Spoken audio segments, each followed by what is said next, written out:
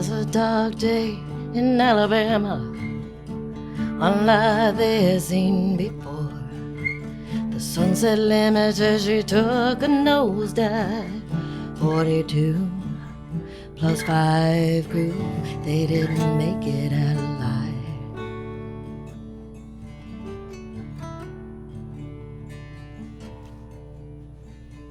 The day September 22nd, the year 1993. No failures reported on the railway. All signs and signals were green. All signs, all signs, all signs and signals were green.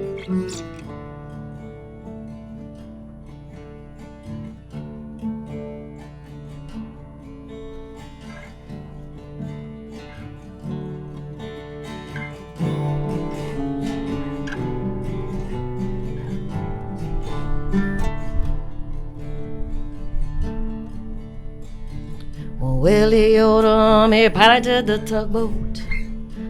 He couldn't see around the bend. He hit the bridge and bid by you could note. Willie was never the same again. 42 plus 5 crew, they didn't make it out alive.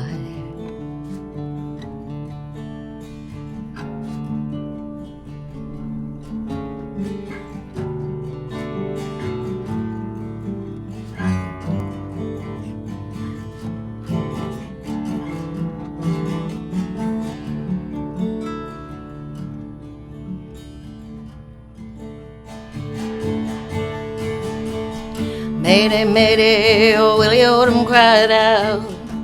I think I run this boat ashore. I can't find my compass, and I don't know where the hell I am anymore. 42 plus 5 crew, they didn't make it out alive.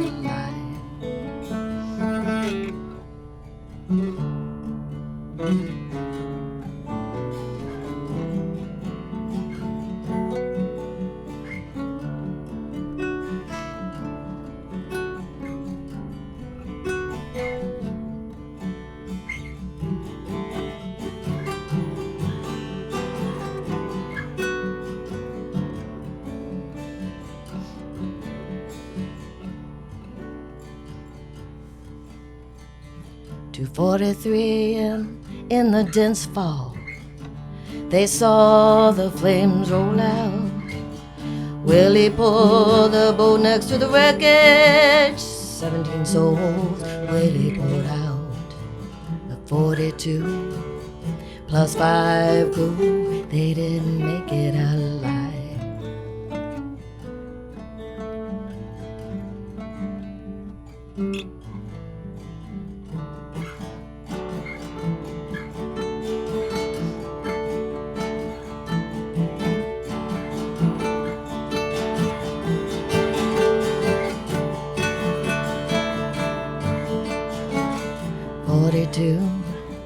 Plus 5 crew, they didn't make it out alive.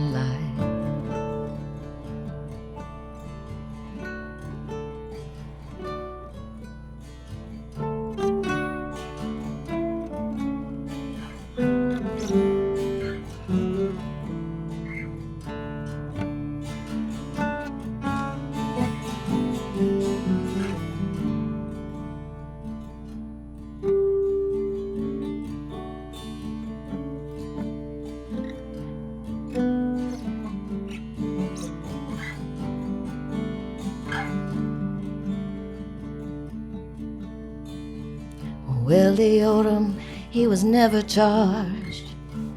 17 souls his debt to karma paid.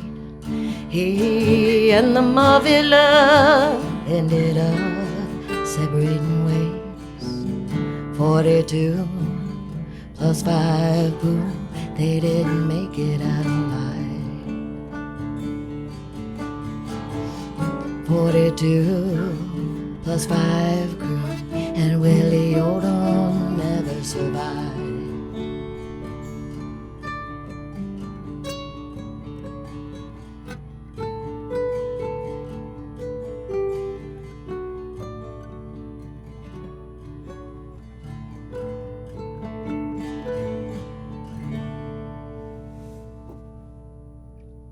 I miss playing with you. I missed that too.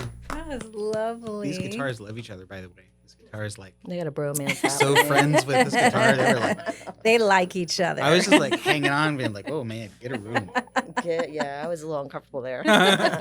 We were we're glowing, like, oh my God, should we be Like watching this? this guitar had eyes looking at that guitar, and its eyes were looking at this one. I was like, oh, Yeah. Oh my God. I miss playing with you. that was cool, right? Fun. We should introduce our guest. And This is- dear Allison. friend. Yes. Allison? Yes. Or me? Yeah, Both. both. Yes. But in front of the camera, we have Oh, right. Nick Tuttle. Hello. Welcome. Hey. Hey, It's my sexy podcast voice. how's it hanging? Hey. Hey. Dude. We've been waiting to have you on. We're so happy to have you. Yeah, I'm thrilled to be here for sure. Yeah. Yep. We when we came up with this idea to do this podcast supporting community and musicians and all that, we always wanted you to be the first guest because you brought us together as friends. Yeah, you're kind of the nexus. You are the center of our relationship, Yeah. and you've built such a community of really amazing human beings that we've gotten to know over the years. And several have committed to come onto the show in the future. You know, people that are fine-tuned musicians, but came to you because they wanted to learn something new, maybe some emotion, some feeling, a whole different style of looking at their instrument. And we've met some amazing people because of you, but Yes. most importantly, we love you. And we Oh my wanted you God, to you be the guys. Yeah, I know. first Well, person. it's not Me going to too. say, it's going to be like an hour of this. So just like get ready. Get your Get tissues ready. out. Let's Allison cry. too. Like when you come on too, it's going to be like an hour of this. So Yeah. just like steel yourself. Yeah. Oh, my shucks, that's awesome. I could tell the first story when I met Nick, and I might reserve the story when I met Allison. You know, she's over there laughing in the corner. You can't see her. You know the story. It's my favorite Allison story. is- Yeah. Scary. So we're going to have to, you tell your story and then I'll tell mine. Okay. Yeah. Okay. Do you want to go first? No, you go first Okay. because you were there first.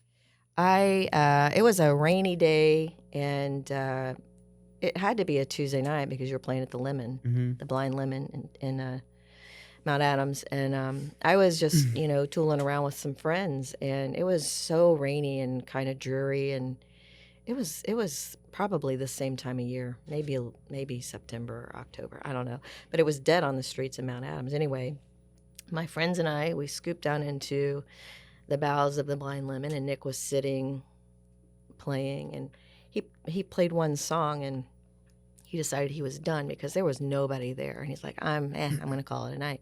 Well, I scooted off to the ladies' room, and my friend said, please stay longer, and convinced him to stay. And he ended up not sitting at the musicians area. Remember that, yeah. He sat at the table with us, and it was just the four of us. There was no one else in the Blind Lemon. I mean, this is like a gift. You don't get this.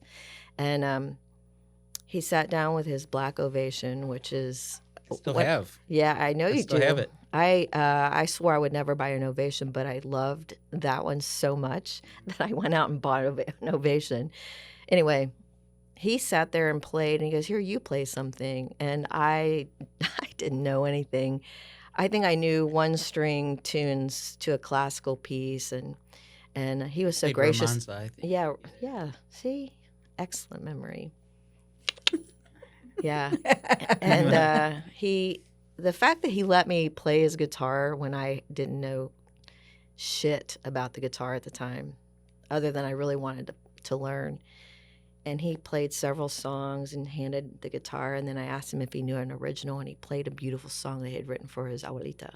Mhm. And that was the night I fell in love with you. I was like, Aw. oh my God, I love this person. He just is so compassionate and warm and supportive, and, everybody is a friend. I think that's my guitar running on the table.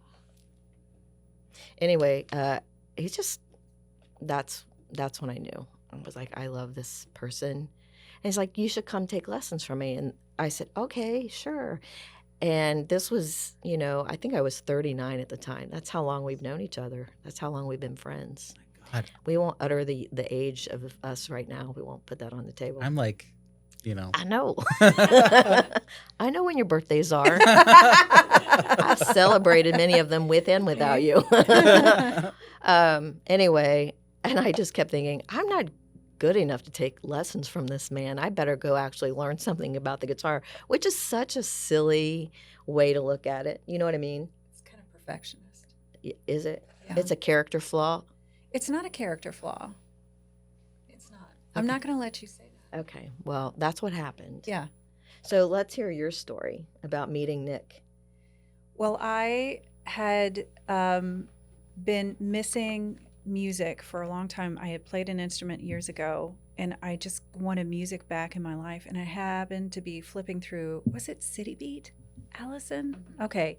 It was the very back part of City Beat. Yeah, next to the question. Right. Ads. Yes, that was like exactly. my favorite part. So you get back to the end of it, and it Yep. was a short little blurb about guitar lessons downtown at a studio. And I remember talking to you, Allison, later, and you had told me that like you only ran that for a very short period of time because, yeah. So anyway, I answered the ad, and then I came down to the studio, and this is when you had moved from Mount Adams downtown to your studio downtown on 12th Street. Mm-hmm.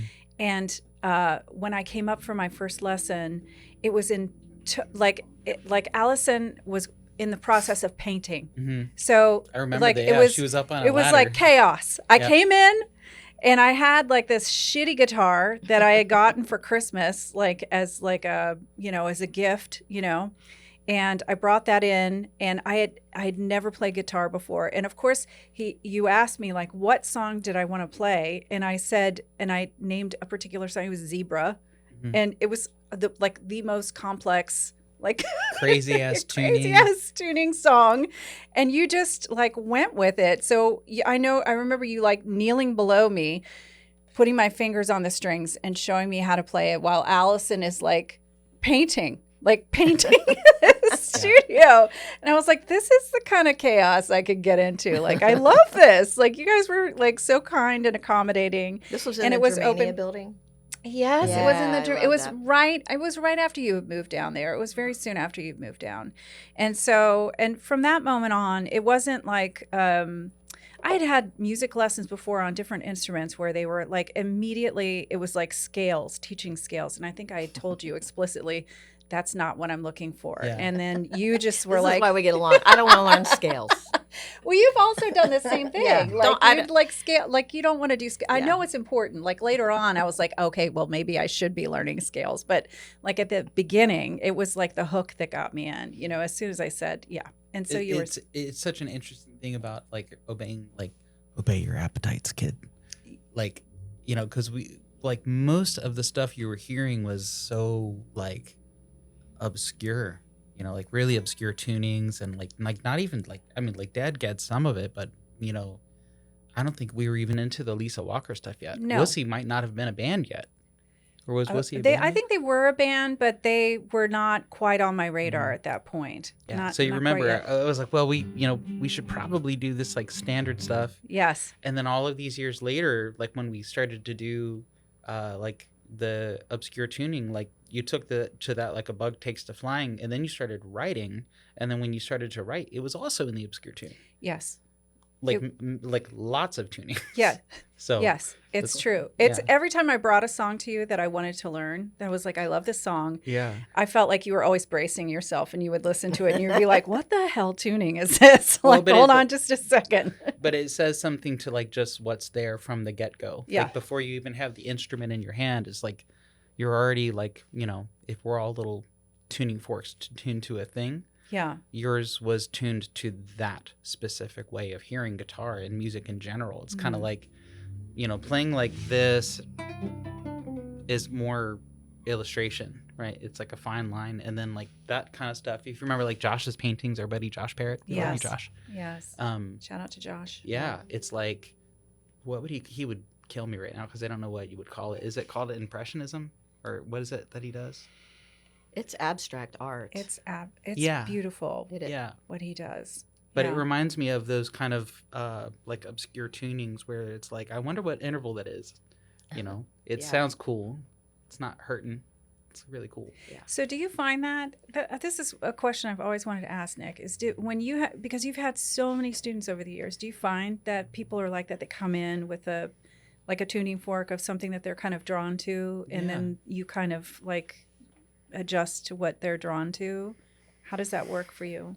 Yeah, I think that's actually a good way. That's a good way to put it. But I feel like, yeah, like I'm adjusting to what they're drawn to, and maybe they're also adjusting to what they're drawn to.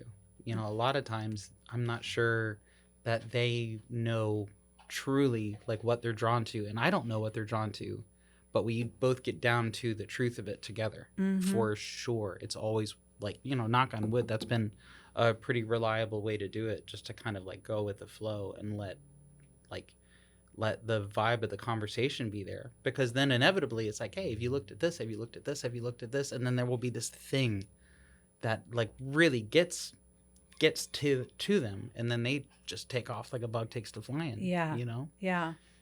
A really like a very immediate example is our buddy Evan, you know, like, because my Evan, gosh, what a gifted guy, right? Yeah. yes. But you know, when he started coming to the studio, he had a white Strat, and he could play a lot of Stevie Ray Vaughan stuff, and you know, he was really into Hendrix, and he can still play all of that stuff. He was just a kid. Yeah, he was a baby. We have some pretty cruel pictures that we can. We're gonna DM Allison later for these pictures. Check of Evan online. when he's There will like be 19. There's like the one where he has like cream on his face. We love you, Evan. But you know, we would play and play and play, and then like there was something like we were jamming on one day, or there was something in his right hand, like I would suppose, that kind of sounded like a little like Schofield-y. There's a guitar player that we both like a lot named John Schofield. Yeah. Yeah. And I was like, man, I wonder if he would get into that Schofield stuff. And then he of course did, and then that, you know, he kind of like, it's a little bit like you know, like just like kind of like knocking on things, just kind of checking around. Yeah. He's like, Seeing what breaks loose. And then after that, he's like this and this, and he came in with all these crazy like solo Jim Hall style arrangements and shit. I'm like, could you show me how to do that? That sounds wonderful. Yeah. But it definitely comes from that. I think that is, you know, if we're lucky enough that's almost always the path, that it's not like, you know, think about, that's just like life, isn't it? Like, think about all of the things that we thought were the best idea for us, but it's not really like that. You know, if we were to go with our first idea every single time, we wouldn't be in like the, you know, if you find yourself in a place that you're grateful for, you wouldn't be there without the information you didn't understand at the time. Right. So it's the same. And scene. And scene. And that's it. So, do you have God, every name you've mentioned from the studio, we've got stories. Yeah. You know, we've got great stories with Josh. I've got a funny one with Evan. Love I think those we guys. should hold on, back up. I think we should talk about the culture of the studio that Allison and Nick set up. That created this kind of welcoming. I love that idea, and it actually leads right into Okay.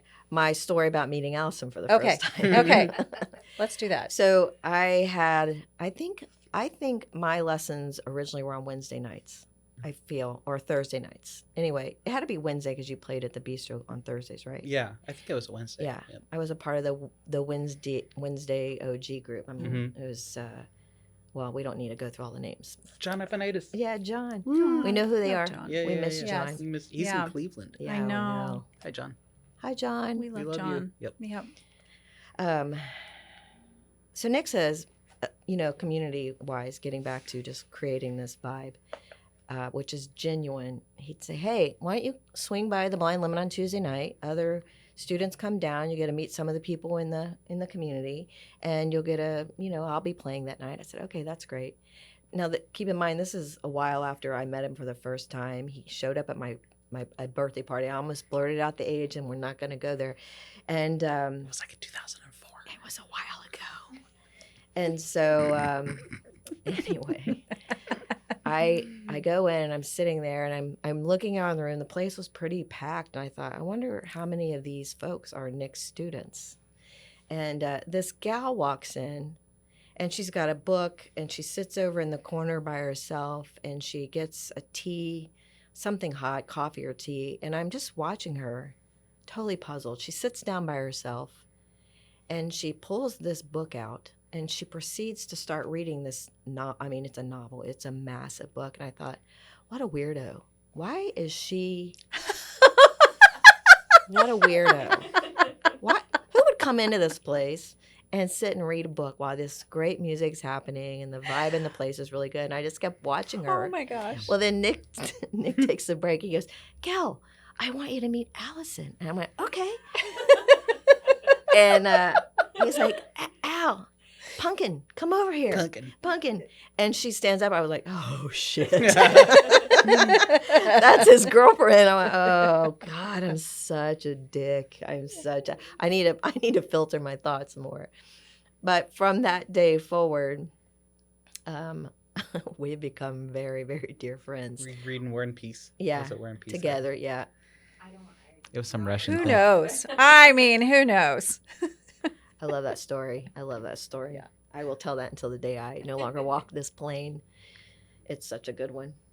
Anyway, Yeah. community. And so whenever lesson was over on Wednesday, we would all mingle down to the Blind Lemon because there was usually a musician playing. Next thing you know, the students were consuming most of the tables at the Blind Lemon, learning, collaborating. What are you working on? That was always the question. What are you working on? Yeah. What are you working on? And that's one example of community. Yeah. Yeah. 100%. Yeah.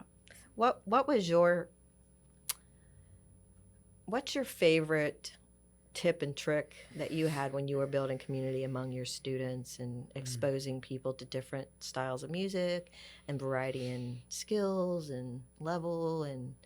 Well, that's a great question. So, like in terms of building, so what does Nexus mean? What's Nexus?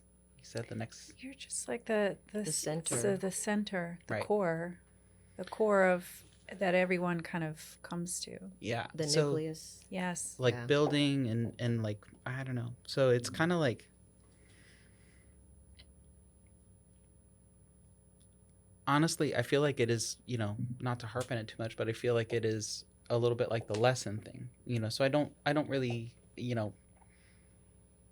I'm happy to hear when people, talk like that, but I don't necessarily feel that, of course. But I definitely feel like there's a we. I feel like we are part of it.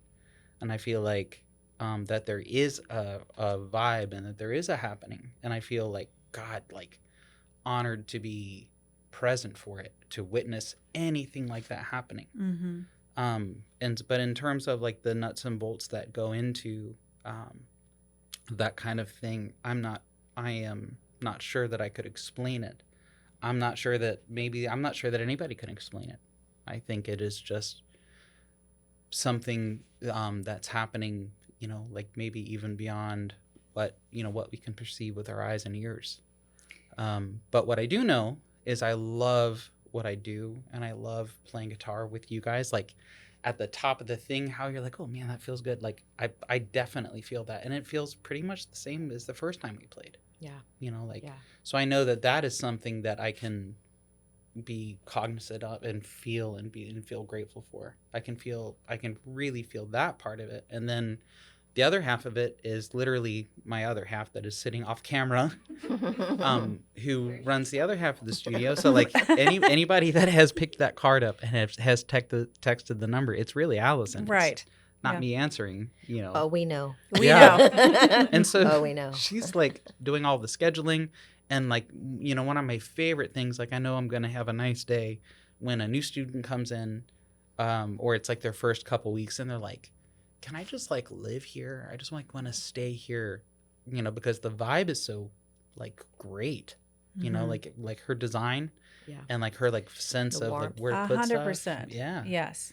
And so it is definitely like that's a massive part of it, is to like, if you're going to have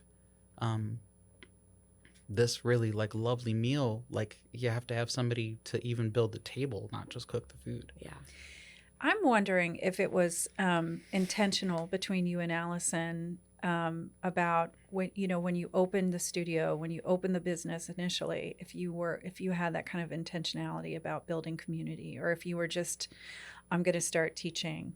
Did you have an idea of how you were going to go about doing it? No, I didn't. I don't think that there was any. And again, like the just going with the flow of things, I think is the idea. Because if standing in your own, I guess like the advice would be like standing in your own way is the worst thing you can do. And we do it a lot. Yes. Almost everything. I could never do that, or I shouldn't do this, or this has happened and I'm so unhappy. Yeah. But it's only a moment. And like, sometimes those things happen because the thing that is not just better for you, but better for the people around you, better for the community, or better for, your internal, your like internal stuff, like that is coming around the bend, and it comes at the hands of sometimes discomfort. What is the term? Growth is rarely comfortable. So no, I don't think there was any real intention ever. It was, I had been teaching at a studio called the Slater Music Academy, and I was in a car accident, and everything was fine, but I was young enough that I was going to be without transportation, and that I think that I'm not sure I even had like a cell phone yet or anything like that. So it was just kind of like, I was going to be on the hill, and if you wanted to still have your lesson, then you had just, come to me. Welcome to stay at Slater. I was also teaching with a guy named Elmer Monk at a club at a store called Making Music. It was out on Beachfront, which is also cool. And Tailor Made Sound, that was in Bethel. So I taught at a couple different places when I was very young. But when I didn't have wheels, and there was no Uber, it was just like, you can come and hang out in my living room, and then that seemed to just kind of keep happening. So there really wasn't anything. There wasn't anything like, I think I can do this. Stroke the beard. It just kind of kept happening on its own. Yeah.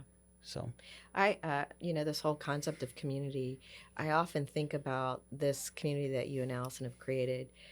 When we would go to the Germania building and just be in this space, and you would have a student in the teaching room, and then the waiting area, beautiful seating, so comfortable and lovely, warm environment. And we, there'd be 10 students showing up early and then never leaving after, and for hours and hours and hours. And then we go sit in the stairwell. Yeah. But it's similar to me, as in when you let someone play your guitar, especially when they're an amazing musician like you impart some of your wisdom on the guitar. And I felt like this community that you've created, when we got together, this wisdom was seeping into our souls as individuals, as if we were letting the other students play our souls, and we became wiser and stronger and better musicians and better human beings. I don't mean to like inflate and blow this up, but I changed a lot as a part of being in that community. You know what I mean? 100%. Yeah. So I liken it to letting me play your Ovation that very first night. I thought, what? Yeah. I know that that's a big deal. So anyway. Yeah. And I love that, because I feel like it is like, like that vibe that we're talking about, like, hey, this is great, and all the students are hanging out and we're learning from each other. I feel like that is, our natural state. I really, like, I'm not being contrarian. I think it's our natural state to be a little bit more like that. Yeah. Despite what the phone might tell us sometimes on social media. Or I think our natural state is to be a little bit more chilled out. Well, you would always encourage, if somebody got there for a lesson and they were in the waiting area, and then they would go in for their lesson, they would come back out. You always introduced that, if it was a new student, to anyone else that was in the room, and you encouraged them to hang out.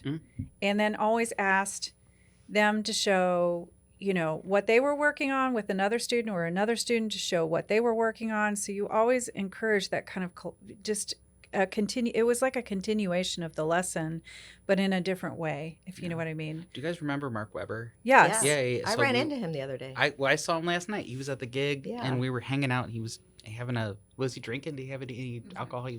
Mom was having a Cosmo, and they were palling around, and that was cool. That's nice. But I remember him saying that because he made pretty good pals with a guy named Cody, and Cody was about 40 years younger than him. Yeah. Maybe 50. Wow. Crazy. Yeah, but they were clearly buddies, and God, if I remember correctly, I think they because he was a really good guitar player, and I think he and Bill Posey and a handful of other fellas and myself and Allison, and God, did you guys also donate? We collected a little bit of money to help buy him a Stratocaster. Yeah. Remember that? Yes. Yeah, that Oh, was this that's guy. right. Yeah. Oh, I But remember that. Yes, but Mark had always said, it fascinated him about the studio is that, and this is a guy who is, he's a big time lawyer, fancy pants guy. Hi, Mark. Hi, Mark. Hi, Mark. Fancy golf guy. Mm-hmm. That he would be able to see, I'm sure that he feels societal lines a lot more than, somebody like me. Mm-hmm. But in the studio, when he was in there hanging out and playing with people, that all of that just went away, and even age even went away. Yeah. And he really felt that kinship with Cody in that way. I felt very much that intuitively you just checked your ego at the door. It wasn't a conscious decision. You just walked through the threshold, and there was zero ego in the room. Mm-hmm. Everyone genuinely wanted to help each other be better students and learn from each other. Mm-hmm. So, yeah. yeah. It And was that's pretty how good. we met, It is how we met. was through you.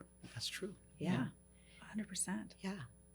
It's the stat is in my mind, think of, all right, Max Vignola. Yes. yeah. Don't you guys love Max Vignola? Yes. He's coming He's on, by the way, the show. Hell yeah. in January. So the stat is that nobody is well, there's that, Max is awesome and John Epinitis and man, God, this guy's awesome. But there's this one guy that, he's just kind of so-so.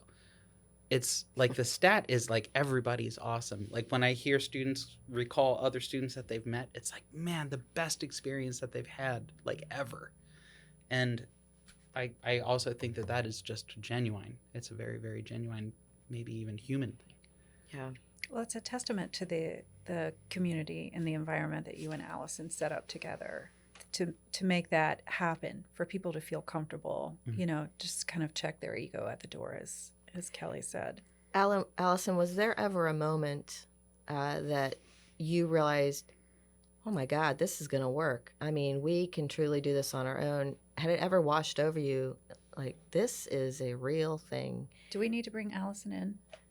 Allison. We need to- You wanna come sit here? Allison. Yay. I feel like because this is important. You're such a big part of this, Allison. Amen. So, Allison, I'm really curious about if you had a moment where you realized, holy shit, this is going to work. It washed over your soul. Oh my God, look at this community. Oh my God. He never has to go back to these other places and teach. It's just growing. And this is great. So I always just follow in the wake of Nick's momentum. Since I met him, he is just this incredibly peaceful but driven individual, where he just has an idea and it brooks no discussion. It's just well, this is what we're doing now. And that is very peaceful to me, because I am a glorified worker bee. I decorating and making space. I will nest all over the place if you let me. But the nesting is true. It's for you guys, because from a very young age I was hey, kids seem like a lot of work. I don't want to do that. But what that did do was leave me open to be able to put all of my what little mothering instinct, but my human instinct into, he's I want to do this. And I'm that would be nicer with some color and some this and some that. But Nick always and I have to plug Bob and Elvia here, Nick's parents. From the time Nick was a kid, if he had said, I want to be an astronaut, I want to live in a commune, I want to go to Mars, no matter what, his parents were that sounds great. How can we help? Like, we love you. You're fantastic. amazing. Very supportive. And Nick takes that energy into his teaching. So when you say a student comes in and says, I will do anything but scales, Yeah. he's like, cool. He's like, how can I help? He took the way that he was parented, all the positive ways in which he was parented, and just like puts that to work for you guys, for everybody. Yeah, the supportive part, that's very, very well said, because, you know, I'm not going to name names ever for this, but like the amount I will.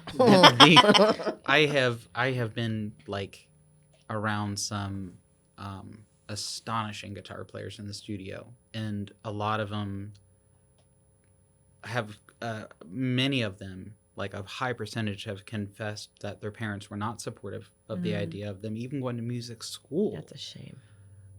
But it was very eye-opening to me that like the experience that I had with both my mom and dad being like, yeah, man, like not just okay with it, but very encouraging.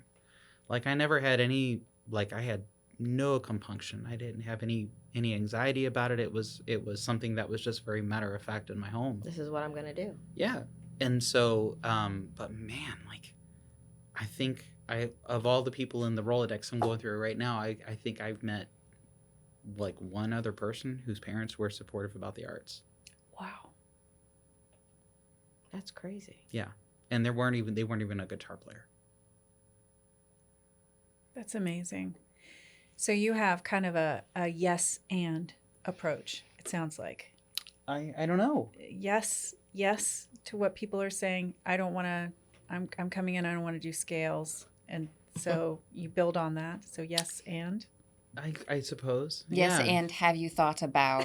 Mhm. Yeah, exactly. Yeah, It is his. Have he you does heard- eventually get you Have into you heard? him. Yes, Yeah. you do. You eventually bring it in. Yeah. What, Yeah. to the scale stuff? Yeah. To music theory? Yeah. Yeah. but when it's Yeah. organic. Yeah. Yes. Yes. You'll be like, see this piano over here? Come over here for a minute. Yeah. Let me show you something. Let me- I love that piano. Let me show you a scale. Yep. All right, let's talk about names for your guitars. Yep. I know you've named the Black Ovation. Do you remember the name? I don't. Do you? I don't. I don't remember. But you're the reason I name some of, not all, my guitars. They don't speak to me and say this is what my name is. But we've talked about this with other musicians, and I remember at the Lemon you had it was an adult recital. We were all there on a Sunday, and they had the whole space ready for all of your students to come in and play. And you said, Kelly, what's the name of your ovation? I said, Carlos. Jose. I was rallying every male Yeah. Latin name off that I could think of. Mm-hmm. Yeah. Because we were doing some Latin tunes that night, and it was funny. I know you've named some of your instruments. Yeah, you know, I wish that was more a case, because I think it's super cool. Like when you hear about like Lucille and Trigger and Mhm. like, you know, like Eric Clapton had like Brownie and Blackie, like all of these like really, really cool, you know, but gosh, I can't, there might be one, but I typically just call them Larrivee or Ovation or 335. But I want there to be a name that sticks. Yeah. But I'm like you, I'm just keep waiting for them to say something. Hey, call me by my name, would ya? Yep. Yeah. I did. So I know what it's supposed to feel like, because one of my bikes named itself. I Uh-huh. was having this like amazing ride earlier this summer. This is back before Allison's schedule changed, and we were getting up much earlier. So I was riding. What's early for you? 1? Well, no, it's like 10. I'm kidding. Like I'm kidding. a human. But our schedule had not changed yet, and so I was like on the traditional musician schedule, and so I was like doing my riding at like between like 2 and 4 in the morning, which was awesome. Crazy. It was awesome, because you're out there in the night. It's just really cool. There's no cars. It's badass. Try it out. But I had this like Bose speaker. I was borrowing your Bose speaker, and it was like clips to the bike, and it was on this big steel chunky. I ride these Surly bikes because of because of Josh introduced me to Oh them. yeah. And The painter. yep. and like there's a storm was coming, and I think I was listening to Ride the Lightning, and like, you know, the speaker was like vibrating the bike, and then there was like lightning flashing. Oh, wow. And it was the sickest experience. I was on Wasson Way, like heading towards Xavier, and like in the lightning flash, it just said like Thunder Horse. I was like, yeah. And so that bike, Thunder Horse? Yeah. Thunder Horse. And so that bike is called Thunder Horse for real. Wow. Yep. You two shared a moment. Yep. So you name your bikes, not your guitars currently. It named itself. It named itself. Yep. Yeah. Yep. Gotcha. I want the Verbe to name itself like something cool, like Shadowfax or something, Mhm. but like nothing sticks. No. Something will come out. Yep. So what's your favorite style of music to play when you're gigging? I think that depends on the gear that I'm playing. You know, like, so the 335 through the AER, through the Compact 60, has like this really, you know, like fortunate thing to have kind of like a Pat Martino kind of solid state dark thing, you know. And so more of that, I think, tone wise comes out, and then, you know, it's such a nice amp that I can sing out of it too. So I think it depends on the gear for sure. And I have a handful of nylons that you know that I play, and so more Spanish stuff will come out there. Do you go through phases where you're just vibing with a specific setup, and no matter where you play, you're just in the zone with that setup? Or do you say, oh, I'm playing the Quarter Bistro in Marymount, this is what I'm playing that night, and then I'm playing the Blind Lemon, and the acoustics in the room are so different that you have to accommodate the space and the audience? Or do you know, what do you do? What do you go through? It's almost always the first one, where Yeah. it's just kind of like seasonally. Like right now, I'm in the season of the 335. Yeah. Before that, I was playing the Rick Turner nylon and the Epiphone, the Chet Atkins nylon a lot, and that will be like a couple months, and you just kind of like, you know, listen. You know, you put your ear to the ground and just kind of, you know, make sure to, you know, squeeze that sponge as much as you can. Yeah. And then keep your ears open to like what's inspiring you next. Yeah. Do you find that you some days you might be practicing in the morning with your coffee, and all of a sudden that guitar says, I don't want to play right now. Mm-hmm. And you have to say, okay, Yep. I hear you, and go kind of have a soul-to-soul conversation with other instruments in the lineup and say, okay, today, oh, you want to play, and then you shift gears entirely? Yeah. Is that how it works? Yeah, but it's like much faster than that. It's like, oh, pardon me, you were resting. Let me grab this other guitar that, you know, I have 3 or 4 at the house that I can practice on. Yeah. You know, and that's the art, is trying to keep track of, like, I bet I'm gonna want to play a single coil Yeah. by December, or I, you know, always keep like one nylon string on hand in case of emergency, or I always have the guild. You know, the guild that our buddy Dave worked on. Yeah.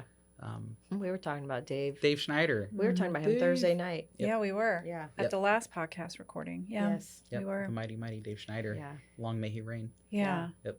So how often are you gigging out currently?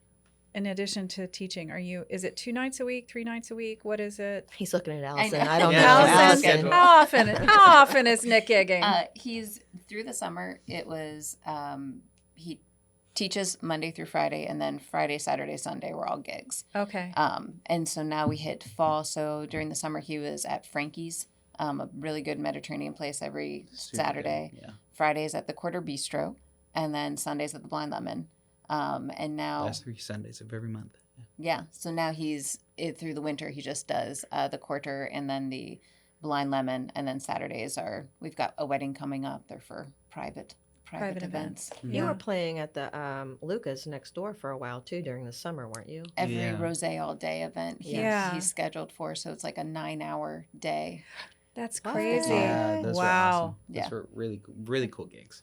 Really fun. So I'm wondering, Nick, so you teach, so you spend so much of your time teaching and then also gigging. And I'm wondering, what is how much does your teaching and your experience with students and the music that you're exposed to or exposing them to inform your set list for when you're gigging? Like, is there a flow that happens Yeah. between the two, and how does Yeah. that work?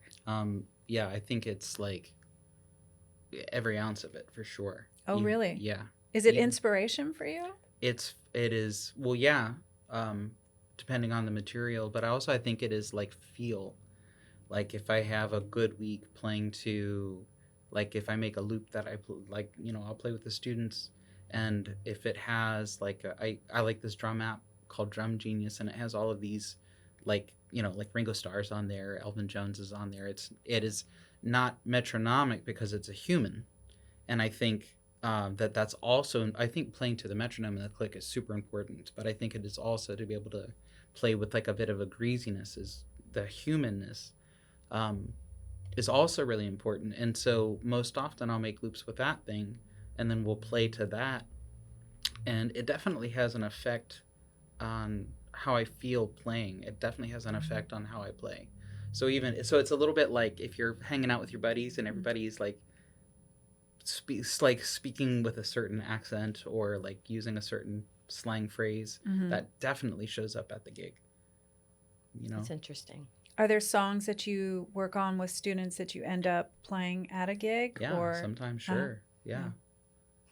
Yep. There's a handful of Evan Vegas tunes, handful of John Epionitis tunes, a lot actually. I mean, now that I'm going through the Rolodex, like, you guys know how much I love Bruce Springsteen too. Yeah. That was because of a student named Dennis Keel. Okay. And Dennis worked at the Cincinnati Art Museum for a long time. He was a photography curator. I think he may be retired now, but I think he wound up in Texas doing something down there. But he was an awesome dear friend. And one of the first things that he wanted to do was work on Nebraska, the whole record. And I didn't even know what it was. All I knew of Bruce Springsteen was the Born in the USA song. And I was like, if I wanted to listen to John Cougar, I would just do that because the song, I read, I'm such a fan. I read his book. The song is really misunderstood because the hook is so good. You're talking about Born in the USA. Yeah. Buy a Chevy, buy a Ford. Yeah. Right. Right. But if you listen to the words, like in the book, he was talking about, on one hand, because I think it was Reagan and Bush Sr. were using it as their campaign song. Yes. And he was like... He hated it. Well, at first he was like, I can't believe the president knows who I am. But if they knew anything, if they had just looked at the words, they wouldn't go near that with a 10-foot pole. And so, he sent them to cease and desist. Yeah. Probably did him a favor because, the lyrics are very challenging. Yeah. For America. Yeah. Are you guys going to go see the movie? Yeah, absolutely. I'm looking forward to seeing the movie. Yep. Yeah. And then it was, it's just like This Land Is Your Land. That one. Yes. With the Guthrie tune. Is it Bob Seger? No, Isn't not it Guthrie. Guthrie. Guthrie. Oh, it's Guthrie. Is also a protest tune, but because the hook is so good, a lot of us don't know that it is protest. But if you read the verses, it's I don't want to say scathing, but it gets close to it. Yes, it definitely does. Yeah. I think that's the art of certain musicians, to write some heady shit, but put music behind it that you feel good because the vibe of the music itself alone is just seems positive and happy, and a party tune. An amazing hook. Inspiration. Yeah, rockin' dude. Yep. But then when you listen to them, I think that's something you taught me about Neil Young. He has this amazing way of writing these beautiful tunes, but the lyrics are dark. Yeah. Yes. Remember we were talking about like that guitar part could be about like, it's like something you hear from an ice cream truck. Yeah. Yeah. It's sunny but day. The subject matter is boy, is that heavy. Yeah. That's one of my favorite tunes. It is. It's Me a too. gorgeous song. Yeah. So Allison, if you weren't managing Nick, what else would you be doing outside of managing Nick besides your day career? I mean, what would you do with your time? I can't imagine doing anything different. I just think that like our whole existence here is all about identity. And I feel like Nick and I have been hanging around each other so long, since I was like 15, that he's such a huge part of my identity and has created growth for me, like on a huge level that I wouldn't have ever gotten a chance to experience. And the community question you asked is definitely part of that, because I know that like for a lot of people, COVID was very difficult, and they're like, God, I really like yearn for human connection. I was like, this is great. Like, can I just do this forever? But that's like my baseline. Where's my War and Peace? Yeah. That's my baseline as a human. Sorry. And Nick, if you want to be in his world, like he is all about open connections. Like, he is all about like welcoming and encouraging. And so your question about like, did I have a feeling of like, oh, this is gonna work?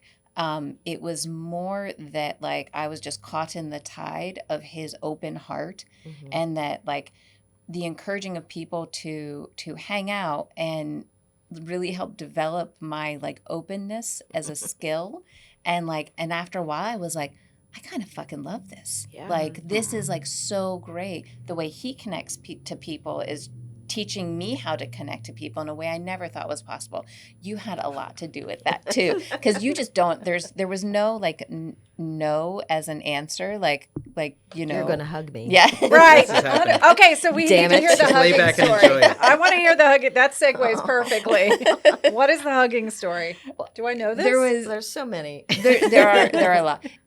Kelly's very aware of my Were you life. like coming in like this, Kelly? I always come in like that to Allison. I just like lean in, come And and Allison's get like it. there was a cold fish aspect to all affection with I love me that for- she is self-aware.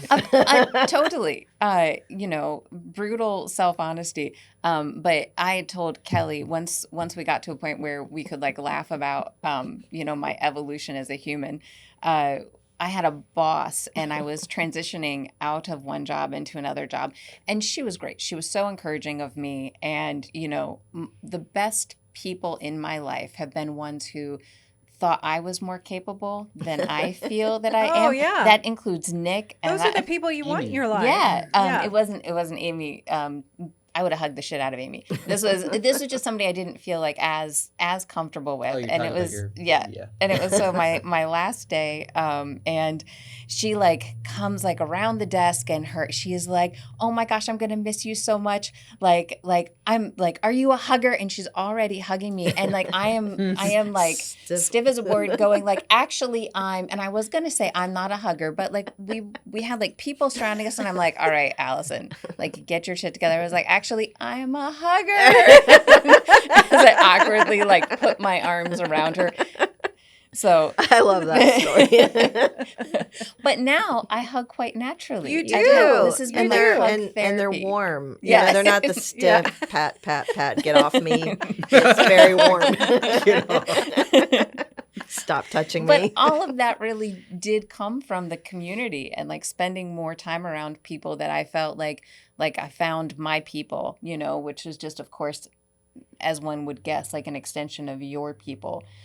So there was not a sense of like, oh my gosh, this is going to work. There was a sense of becoming aware of what naturally occurs around Nick, which is just like warmth and gathering and like Yeah. comfort. Yeah. I'm wondering what you guys have noticed in the period of time that you've had the studio together, in the ebb and flow of the students in the community. If you've seen any kind of patterns or anything over the years, like are there people that stay for 20 something years, or are there people that just come, like what have you noticed anything? I don't know. That's kind of a vague. Yeah, No, I 100%, like, because I do the scheduling, I could absolutely answer this. Okay. I'm curious. Here's what's super interesting. People stay the length of time they need to stay. Yeah. Like, so I think that, several students have, while we've been sitting at bars and like watching while Nick plays, have said, I really came to guitar because I was looking for something and I didn't know what it was. Yeah. And so guitar was something I always wanted to learn.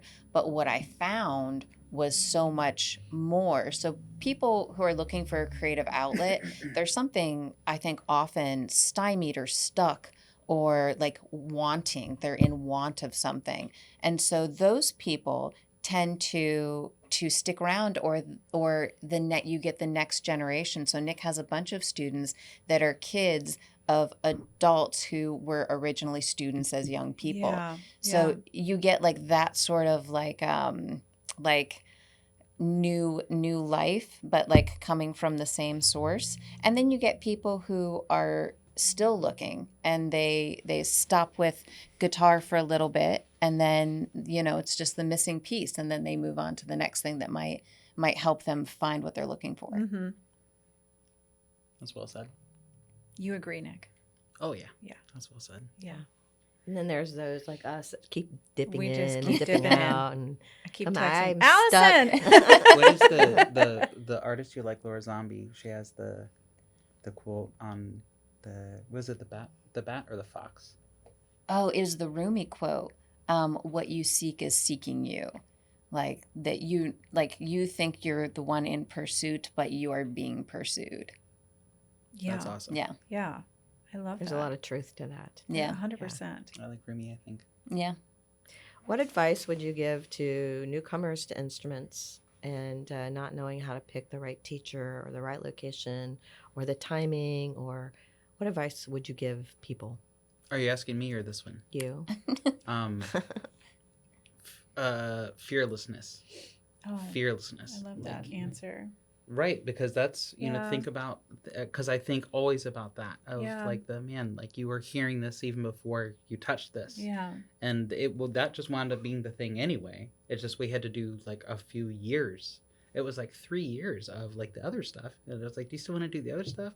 And then like your inner guitar player was like, yeah, I've been wanting to do this the whole time. But Yeah. it's kind of like, you have to learn how to drive a car before you do a spaceship. Right. You Yeah. know? Yeah. 100%. Yeah, so that kind of fearlessness, and like try everything.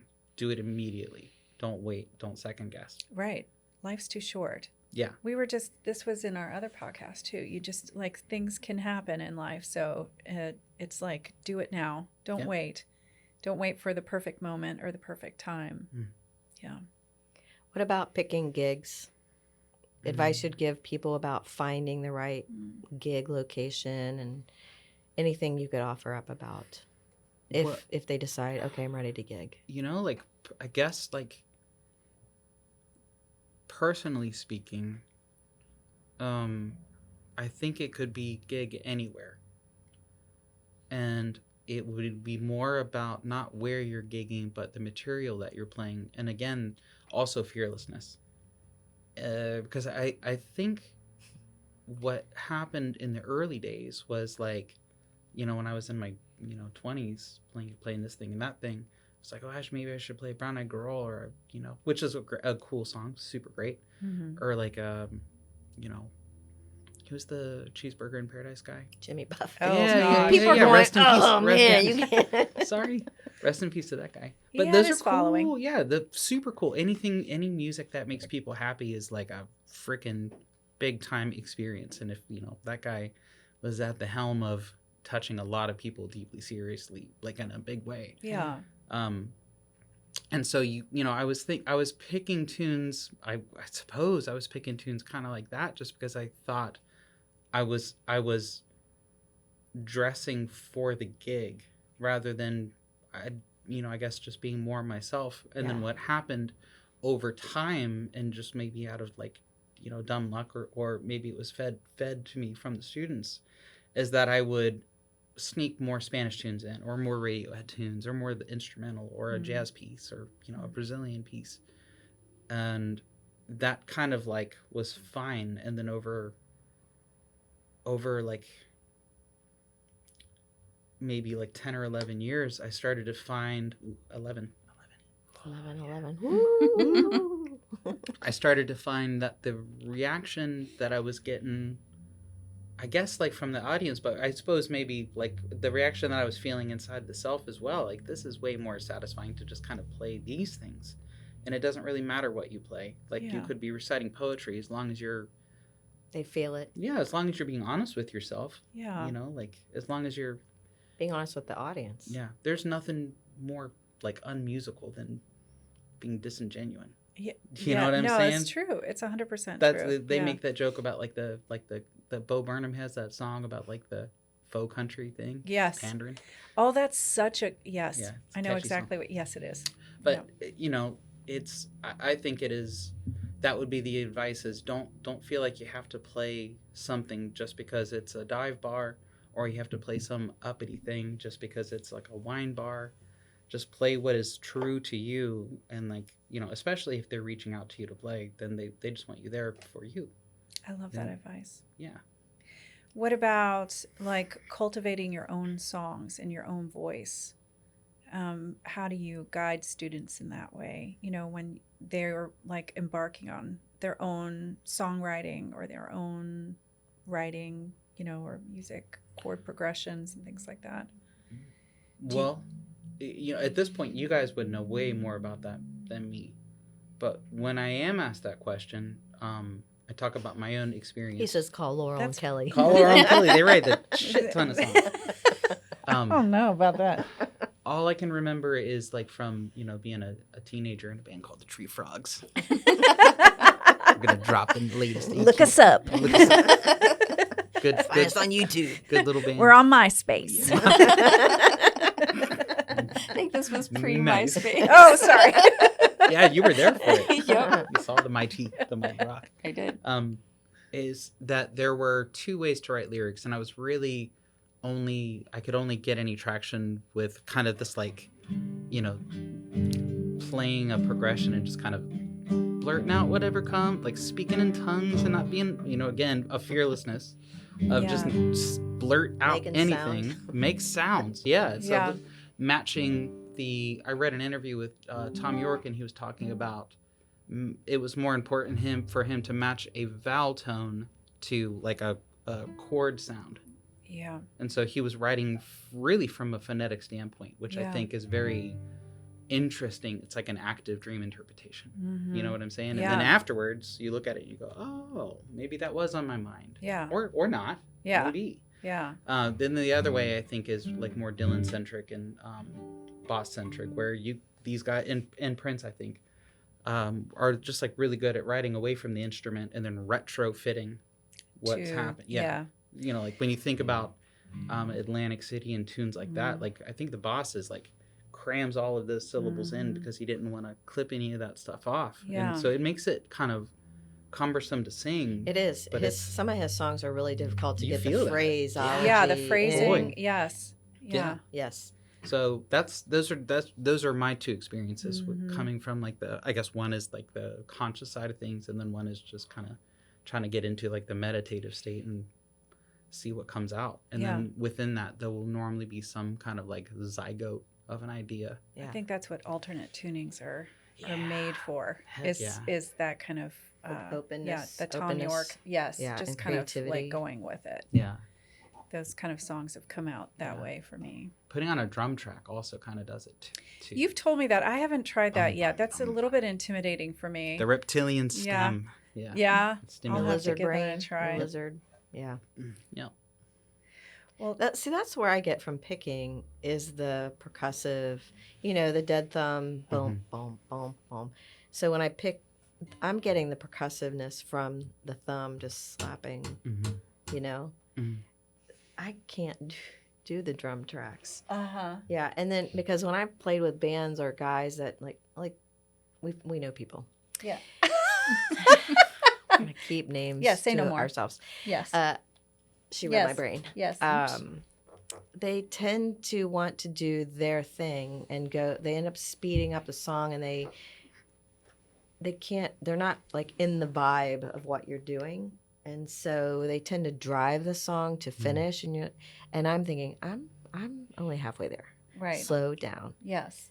Join me on this journey. I'm not running the marathon with you or the race. We're on a Right. We're doing this. Well, you're much more organic, Kelly, in the way that you play. I don't count. I mean, I'm kidding. You are a master of like pacing and things like that. That's something that comes naturally to you. Well, thank you. You're welcome. Yeah. Yeah. Do you want to do another song? That's what I was about to suggest just a second ago. Yeah. And, you know, and to piggyback on what you were saying about, like, it's a funny perspective because this thing and drummers in our mind are kind of married when we're kids because we're like, rock and roll. Because it's is rhythmic. happening. Yeah. And then like you have a relationship with this instrument and you realize that it was kind of self-contained the entire time. Yeah. And it really didn't become super, super great to play with the band until the advent of the magnetic pickup and like Charlie Christian and stuff started to use it. But that was still relatively modern. I think that was in the 30s, right? I agree with that in general. Yeah. However, if you look at bluegrass musicians, they're not heavy percussion. They're They upright are bass. the percussion. They are the percussion. Yeah. And so you get the bass. The bass is the percussive sound. So there's more strings and the picking. You get the rhythm. That's what I grew up around was bluegrass music. And so I've never gravitated to percussive based music or I didn't know how to strum for the longest time. And I just thought it was so awkward, but you do get a beat that way. I don't know. Bluegrass and picking was always totally different. So I can't relate to the whole conversation around, percussion. Yeah. Like this thing and drums often, like when you play with a drummer, if you do something like this, they have the best time because you're not doing anything. If you go like this, they're gonna fill it in.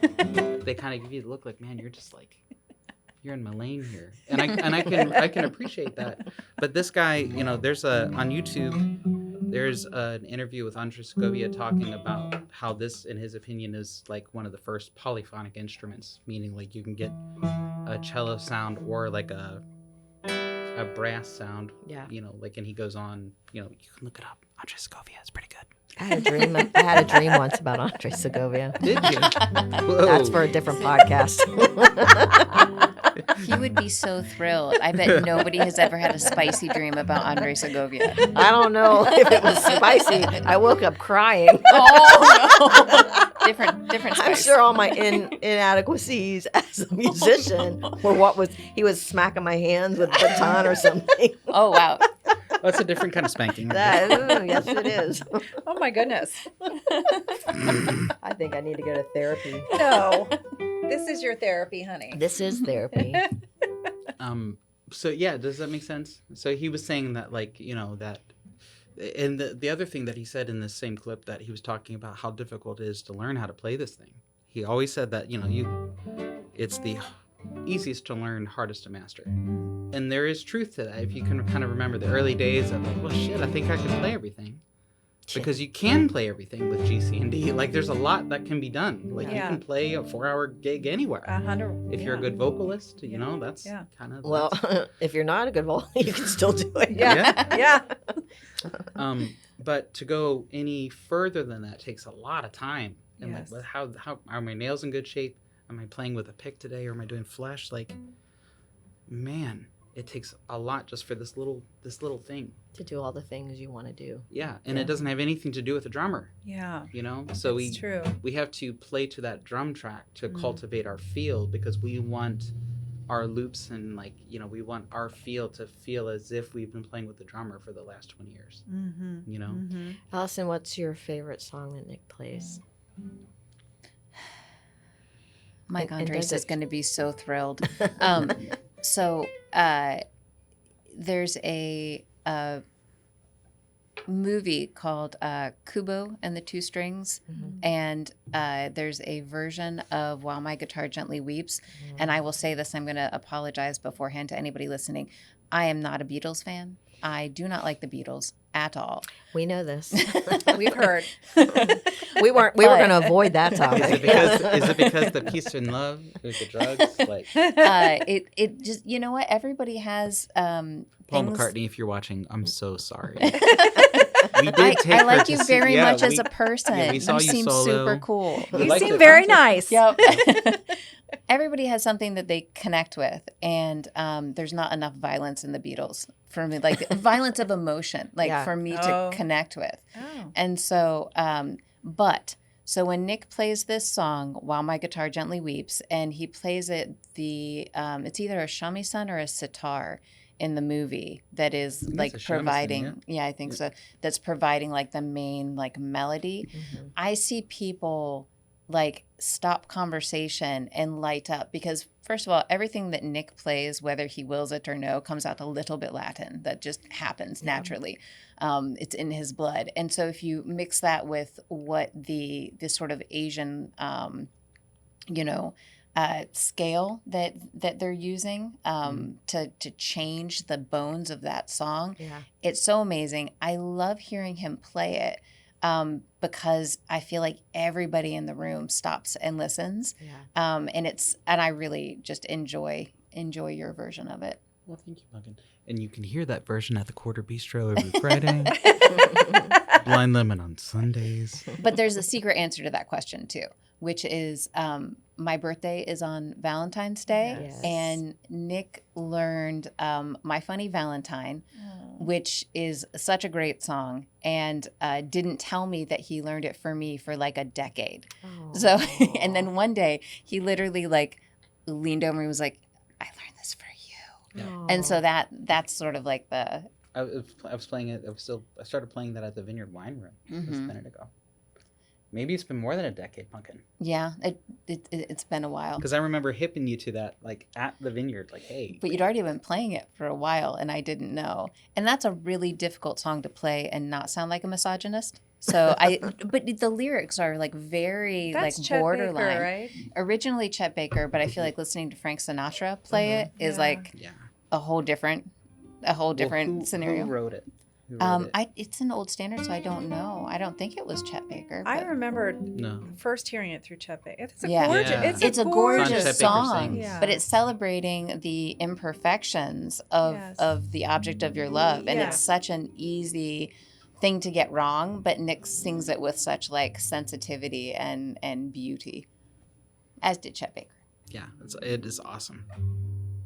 But that's also that piggybacks on, students influencing repertoire. That I was not aware of a record called Chet Baker Sings until Evan. Evan was really going, he was going through a Chet Baker phase. Man, he really just his trajectory was Mhm. insane from when he started to when he started performing. Yep. I have a Evan story. You Let's do? hear it. Oh, Yeah. His mom and dad came into town, and he was so thrilled to bring them up to the studio when it was in the Germania building. And he walks in, and I was in there talking to Nick and Allison, and he goes, Mom, come here. He goes, "This is my girlfriend Kelly," and I was like, "Oh No way. Yeah, and I went, "Oh my God!" His mom Was has, like, I could be his mother. Her eyes just went, "What?" And I went, "He's totally lying. Stop doing that." He laughed and he rolled with it for the longest time. Yeah, okay, honey, I'll see you later. I'm going to dinner with my parents. I was like, "Oh my God! If I were your mother, I would kick your ass." he's a charming He fella. is The- really. and so he would absolutely murder me for saying this. But there were, because he doesn't like to sing. Have you guys ever heard him sing? Not No. one single time. No. Never. Okay. He is an amazing vocalist. Really? Mhm. Oh my God. I believe that. We need He to get is. him on I here. promise you he is. And I have proof of this somewhere on my phone, Evan. Because he would, I think there was, he was working on a Chet Baker piece and he had recorded himself playing a video, but he was also singing the piece as well. And it's like, he really is very like Chet Baker centric, really nice pitch and just very like Really? an amazing voice, but he hasn't, I guess he doesn't feel the need to share it yet. Oh my goodness. I love that. And that, you know what? That's the other thing, Nick, that I wanted to say that you have a special gift or talent for is that I think that I'm not alone in saying this, that I came in to guitar lessons with you to learn guitar specifically. Mhm. But within, I don't know, a month, suddenly I was singing. And I did not know like that was a whole part of the deal. Like I feel like you will coax that out of somebody, even if they say I don't sing or I can't sing or I don't know if I can sing. You will bring that out of somebody and encourage that. And so that is something that I thank you for because I really do enjoy singing. It's like something that is important to me, along with guitar playing. But I didn't even know that because I had, again, this is like tying back into what you're saying when you've had students who've had people to discourage you. Like there have been times in my life where I've had people say, like, the whole culture of my family is nobody can sing in my family. Yeah. Nobody. That's what they all say. And I'm Yeah. just like, now I'm like, you know, like when She's somebody like, makes that joke, I'm like, no, that's not true. Like Yeah. there is somebody who sings in the family, you know. But at that time, I didn't recognize that was something that I could actually do. So I appreciate that about you, that you bring that out in somebody, that they can Thanks. feel comfortable, like just at least even trying it out. You know what I mean? I wonder if it has, you know, hearing you say it like that, you know, that it's a like familial thing. I wonder if it's because it's connected to emotions, you know, or connected to any kind of like spirituality. You know? The singing part of Mhm. it? Yeah. Like, Singing is like, there's a vulnerability there yeah. that might be excruciating for somebody to like conceptualize being vulnerable at all. Yeah. Yeah. You know, like this person, X, Y, and Z must be so vulnerable. I have to say anything to shut it down. Yeah. Do you see? Yeah. But our voice is like, man, that's your first instrument. And It you is. You were playing it as soon as you came out of mom. Yeah. You know, Not to be too graphic, but that's how it happens. You come out singing. Yeah. It's 100% true. You know, and then there are a lot of people, really, really lovely vocalists that will report, you know, because it's always the same old song and dance. It's like, I say like, hey, you know, you're playing all this folk stuff, maybe we should sing a tune. And they're like, no. But they have this glint in their eye that they're like, I really want to. God, maybe ask me next week. And then I'll ask next week. And like, you know, and then they are normally. So are you feeling people out, like the students? Are you feeling them out? Are I you don't know. intentional about it? Are you not? Like I always think it's wondered more about that. I think it's more stats at this point. It's like statistically, this person, you know, because of the material that they're playing, and maybe a little bit of feel, but like they probably want to sing, and that's why they're here. Mhm. Well, I'm going to disagree because I remember the very first time this has stuck with me, and I share this with everyone. If you can sing it, you can play it. You can Herb find Ellis. the note. Yeah. And that was a lesson early days within the first 30 days of me coming to the studio. And I thought, if I can sing it, I can play it. By 3 months in, he finally said, all right, next week, you're going to come in, pick a song, and I want you to come back and I want you to sing. And I was so nervous to sing because I had never sung for anyone ever. Yeah, same. I went and had 2 glasses of wine at the wine bar up the street. And then, you know, That was back when the wine bar was there. Yes, Yeah. and kind of rolled in, cheeks flushed, nervous as hell. And I hadn't all this time hadn't really paid attention that you had a Radiohead poster on the wall because I was just so focused on learning and doing this. I think the very first song I sang was Creep, and it was not great. Believe me, everyone knows that that's a difficult one to play.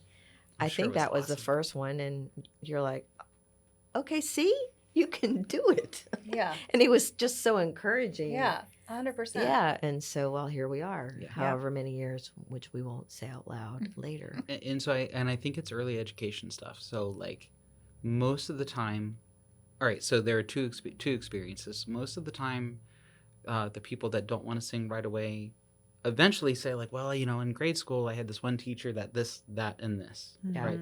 That is almost as common as, you know, like sadly that, you know, I wanted to go to music school, but my parents weren't supportive. They said, you have to have a plan B or we're not paying for school. We're only going to pay for Exactly. school if you go to the major I want. Yeah.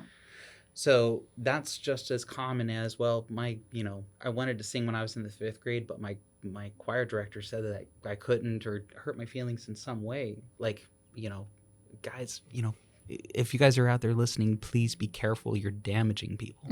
Yeah, for sure. Encourage them to sing. Do not discourage, especially at that age. Yeah. Yeah. You just don't know. Yeah. Yeah. And then the other thing is, you know, I sang in choir at Anderson under the mighty Richard Wesp, Dick Wesp. A lot of people know him in this area. Yeah. You know, rest in peace. But one of the things that he said that always stuck to me, he talked that he loved choral music so much, and I think that this is why I love vocals and choral music also, is that, you know, when it's a very, very big mixed choir, that it is like when we all join together and sing, like, 40 or 50 of us, even singing like a cappella in a different language, that it becomes other. That it very, very quickly moves from being humans to clearly something else. But it can still say, it can still address the text. Yeah.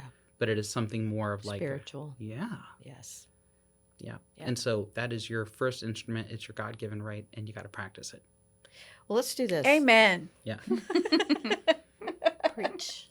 Let's do this. Let's figure out a song we want to play. Close out with And then I'd like you to, are you taking new students right now, or is your calendar packed? Allison, that's an Allison question. There's always room. We will always make room for new people, because even if we can't get you on the schedule right now, if somebody can't make it for a week, we'll like get you until there's room in the rotation. Allison had a really good idea. Like, if you were having trouble paying for your lessons, that we're going to start accepting pictures of feet. But they can't be your own feet. They have to be a stranger's feet. High resale value. And that's going to be your I member don't think only. Allison members said only. that. Yeah. I agree with you, Laurel. I don't think Allison said that. The hairier, the better, right? Oh, If it looks gross. like a hobbit's foot, then you're Yeah, good. Hobbit's feet I do only. have probably an uncomfortable amount of pictures of your feet if people are interested. Well, that's Okay. only because I grabbed your phone and I took She's So gonna how do love they this. how do they find you? You can visit the website, nicktuttle.com, and my phone number is right there to text or call. I respond much more quickly to text than I do to calls, because I forget there's such a thing as voicemail. Yes. Yeah, and we're on Instagram too, which I should be more diligent about posting updates on. I will put this up there. And this kind of piggybacks onto it as well. So like the vibe thing that we were talking about at the top of it, that is 100% still there. So we were, because the studio's above the Blind Lemon now. Yes. And Allison and I moved back to Matt Adams, thank God. And we're up there, and I have this nice space above the Lemon, and I get to have the windows open sometimes, and we get to play. And it was Tony and I, remember? Because Tony had just got back from his stuff, and he was there for an hour, and we were jamming. And I don't know, I guess I forgot to tell you this, but a guy walked in off the street named Indy. His name's Indy.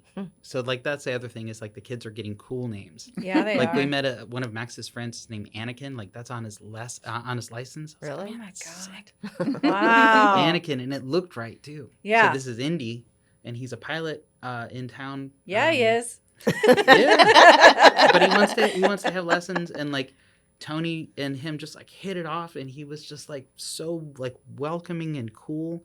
And I haven't known Tony for more than a year yet, but like it is his natural state to be like welcoming and cool, just the same as it always was. That's cool. Yeah. So cool. Your students are walking billboards for are. the business that you and They Allison are. have together. Yeah, it's a testament. Yeah. Okay, so we've got the website, and then Nick, you are available potentially for private gigs, because we know you do those too. Yes. Just to let the people know, you're gun for hire. Yep. Which is cool. And then repeat where you're playing gigs and the times that you play your gigs. Do it, puss. Allison, Quarter Bistro in Marymount, 8 to 10 p.m. Friday nights, every Friday. And then the Blind Lemon on Sundays. It's every Sunday except the first Sunday of the month, where our friend Jeff Henry covers that date. Jeff. But Sundays, Blind Lemon, 7:30 to 11:30. Okay, Nice. perfect. Thank you. So I just wanted to loop back to like fully answer the question that you asked me earlier about what my favorite song is that Nick plays. And so the reason that it is a Beatles song, which I do not like, is because Nick and the beautiful way he plays it gives me a way to access something and connect to something that I wouldn't like on its own. I don't like the original necessarily, but the way that Nick plays it gives me a way into that piece of music. That makes sense to me, because I can't tell you actually how many times I've been neutral on a song, but then I heard someone do a cover of that song that just turned me, and Yeah. I was just like, oh my God, I love this song, just because whatever somebody brings to that and embodies in that song just changes it in a way that you just appreciate it. So I totally understand that. Yeah, and so that was reminded me of, I had somehow convinced myself that I didn't like the song Benny and the Jets, Yeah. right, for many years. Yeah. Remember, In fact, you whenever, remember this. yes, because when I hear it now, every, I'm not lying, every time it comes on, I go, Nick Tuttle hates this song. Yeah, and like, I don't know why, like, where the hell that came from, but it was just, something that I had, what is it called? Self-mythologizing? Like, Mhm. I don't like this song. Yep. But then, I don't know if you guys remember Brett from downtown, kind of like, Yeah. yeah, Yeah. built dude. Hunky built dude, if you're listening. Hi, Brett. Hey, Brett. Hey, big guy. Hey. Well, How you doing?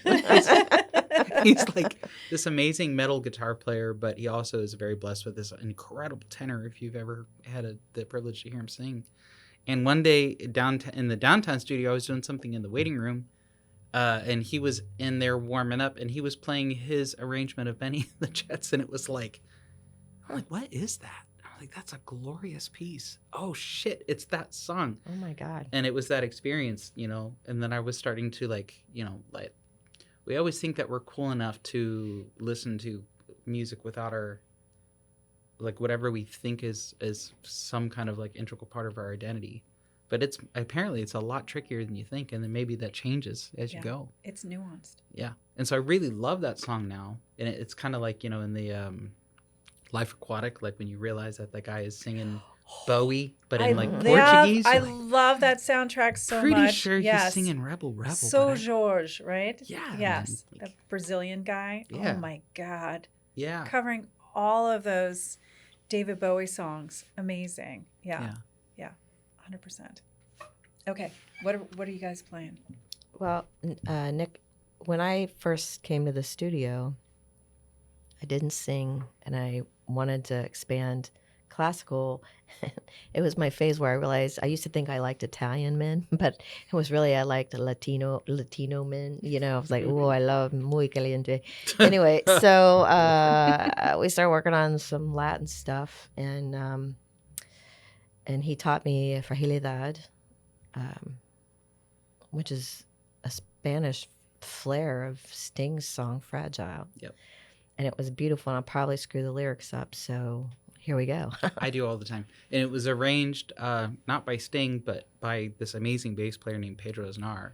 And Pedro, his first claim to fame, I believe he was playing electric bass for Pat Metheny first. Really? But in Argentina, he has this whole career, because he's arranged, listen to his version of Sorry Seems to Be the Hardest Word, which is another of Mr. Man's song. But it's amazing in Spanish. ¿Cómo voy a lograr que aún me quieras? ¿Cómo voy a lograr escuchar? Beautiful. Oh, dude, it's so fucking good. It's really To good. check it out. Oh, I said the F word. Buckle up, kids. I think I already said it earlier. Did you say the F word? Apologies. I would, Never apologize. I would love for you to play Dos Gardenias for your mama. Let's see.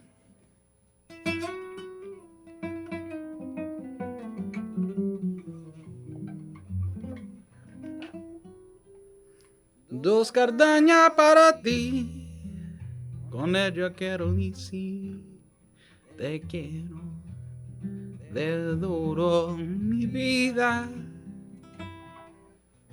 Ponle todo tu intención, que será tu corazón y el mío. Dos cardañas para ti, que tendrán todo el calor. Ten beso, de esos besos que te di, que más encontrarán el calor de otro querer. Y a tu lado vivirán, pero cuando tú conmigo, hasta creerán que se dirán a mi vida que te adoro. Pero si un atardecer la gardenia de mi amor, as I'm waiting, De esos besos que te di, que más encontrarán el calor y otro querer. En el calor y otro querer. En el calor y otro querer.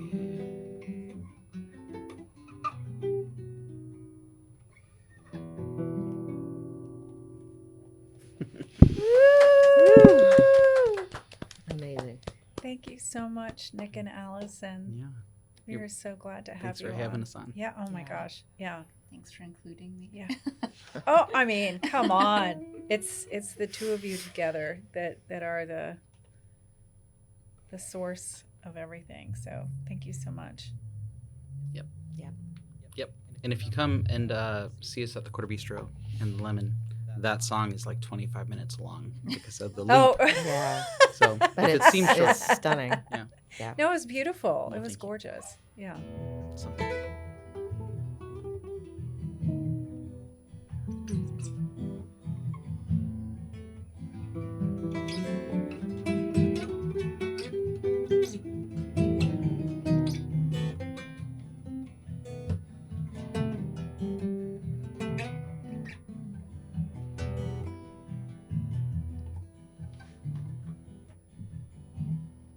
La sangre que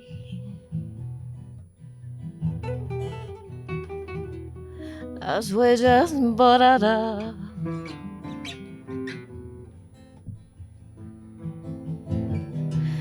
pero en las consecuencias quedará.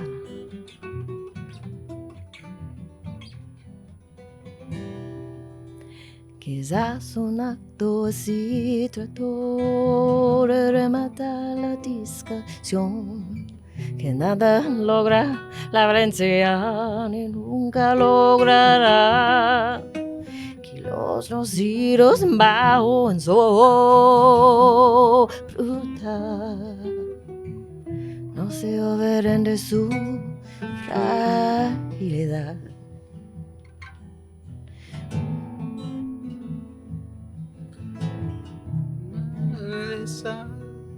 La lluvia caerá. La lluvia caerá con lágrimas de sal. La lluvia caerá.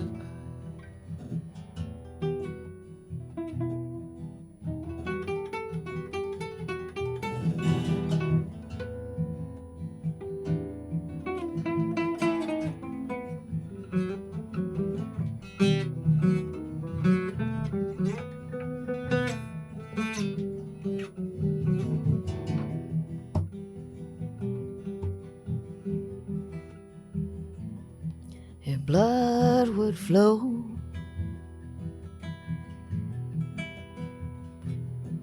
where flesh and still are one, lying beneath the colors of the evening sun. Tomorrow's rain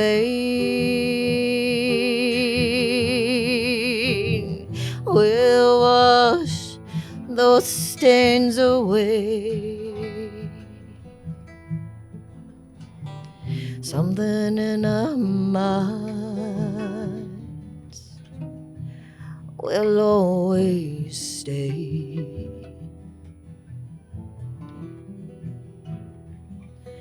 Como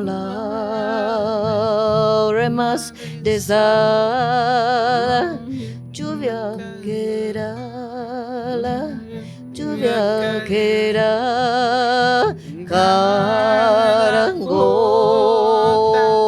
te cantará mi fragilidad, tu fragilidad.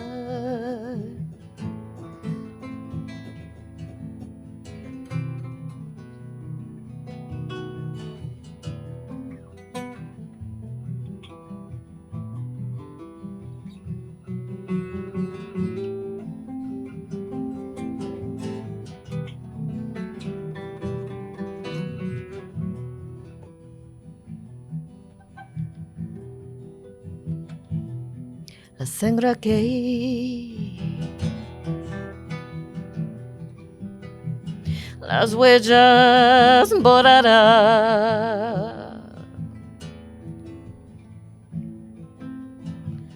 Pero con las consecuencias quedará.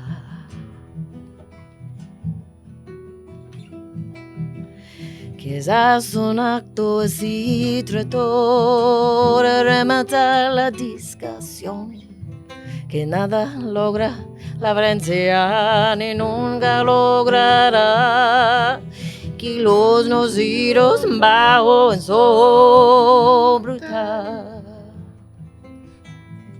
no se olviden de su fragilidad. Como la remas la lluvia que era, la lluvia que era, cargo te cantará mi fragilidad, tu fragilidad.